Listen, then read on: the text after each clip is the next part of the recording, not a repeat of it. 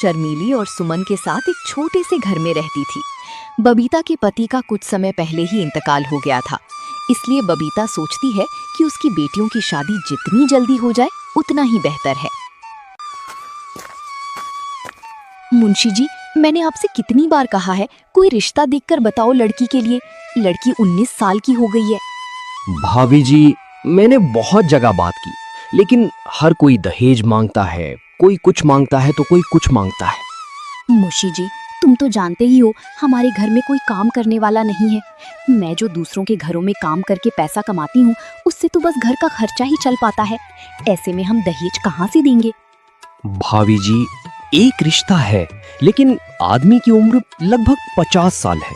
उसकी पहली पत्नी मर चुकी है, पहली पत्नी से 2 बच्चे भी हैं, लेकिन आदमी मालदार है। तुम्हारी बेटी को कोई परेशानी नहीं होगी।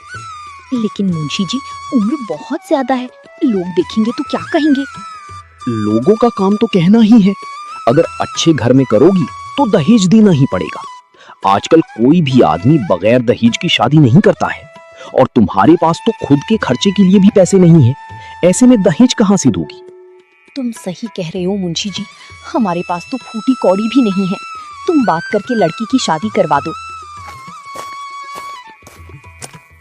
कुछ ही दिनों में शर्मीली का विवाह हो गया। जिस आदमी से विवाह हुआ था उसका नाम था अशोक। अशोक एक सरकारी कर्मचारी था। अशोक के 2 लड़के थे, आकाश और सुमित, और एक विधवा बहन भी थी जो घर की मालकिन थी। उनका नाम रूपाली था। आकाश अपनी माँ के लिए बाजार से कुछ ठंडी चीजें ले आ। गर्मी बहुत हो रही है। उतने में ही अशोक आ जाता है। उसके हाथ में कुछ सामान था।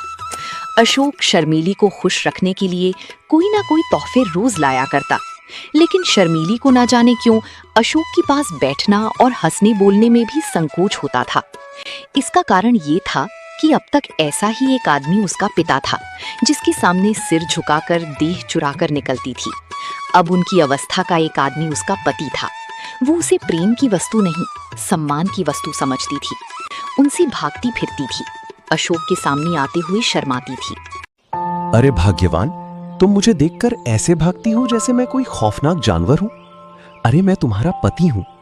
अगर तुम ऐसे ही शर्माती रही तो घर कैसे चलेगा? तुम अब इस घर की मालकिन हो, जो मन में आए वो करो। अशोक अपनी बहन रूपाली को बुलाता है और उससे घर की चाबी लेकर शर्मीली को घर की खजांची बना देता है। रूपाली, अब से तुम कुछ भी काम नहीं करोगी। जिस भी चीज की जरूरत हो शर्मीली को बोल दिया करो। और शर्मीली, तुम रूपाली का ध्यान रखना। बेचारी सारा दिन परेशान सी रहती है। घर में जिस चीज की भी उसे जरूरत हो उससे मंगा लिया करो। मैं हर महीने की तनख्वाह तुम्हें दे दिया करूंगा, क्योंकि घर के सारे खर्चे अब तुम्हें ही उठाने हैं। अशोक पूरे महीने की कमाई शर्मीली को दे देता है। उनका ख्याल था कि शर्मीली इन रुपयों को देखकर फूली नहीं समाएगी। उधर अशोक की बहन रूपाली मोहल्ले की औरतों से शर्मीली की खूब चुगली करती है। अरे जब से आई है मालकिन बनी बैठी है, एक एक पैसे का हिसाब लिखती है। मैं कभी अपनी जरूरत के लिए थोड़े बहुत पैसे मांग लेती हूँ तो टाल मटोल करती रहती है, फिर कहीं 3-4 बार कहने पे ही पैसे देती है। बहन, तेरे भाई को भी जब बुढ़ापे में इस जवान लड़की से शादी करने की पड़ी थी, कोई मेल भी तो हो। देखने में उनकी बेटी लगती है। अपनी शादी ना करके अशोक की शादी कर लेता तो सही रहता। अरे चल बहन, मैं चलती हूँ। पता नहीं निगोड़ी घर में क्या कर रही होगी। बच्चे स्कूल से आने ही वाले होंगे। चल के देखती हूँ खाना बनाया है कि नहीं, कहीं बच्चे भूखे तो नहीं बैठे रहे।